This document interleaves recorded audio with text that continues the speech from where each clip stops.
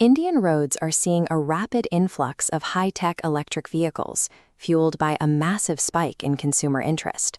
For the past few years, automakers have aimed almost exclusively at early adopters, launching luxury electric SUVs designed primarily as premium technology showcases. That strategy hits a wall when it reaches the mainstream Indian buyer. These consumers are highly price-sensitive, and they make buying decisions by closely comparing total ownership costs against familiar petrol and diesel cars. This chart compares the upfront purchase price of a standard EV against an equivalent petrol car. The massive initial cost of the EV, combined with a lack of flexible financing options, creates a rigid barrier for the middle class. Facing those numbers, many consumers are simply holding on to their cash, waiting for EV ownership to become a more practical, seamless experience. If the industry continues to rely strictly on luxury sales, the current momentum will stall. The survival of the EV transition now depends on its adoption by middle-class buyers.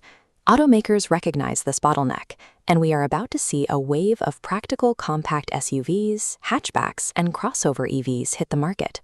To cut retail prices, automakers target the most expensive component, the battery pack.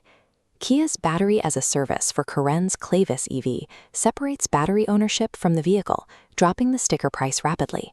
Buyers purchase the chassis outright, paying for battery usage via subscription, ensuring predictable operational costs.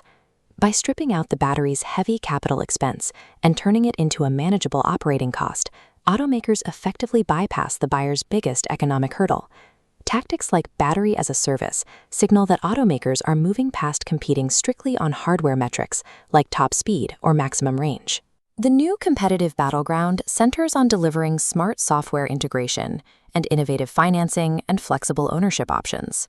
Securing consumer confidence also requires companies to build extensive and reliable charging partnerships to back up those vehicles. The companies that ultimately dominate the Indian market won't necessarily build the most luxurious cars.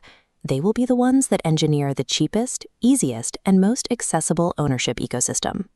Affordable models and subscription batteries are exactly what the industry needs to push EV adoption out of the major metros and deep into Tier 2 and Tier 3 cities. But dropping the sticker price only solves one part of the equation.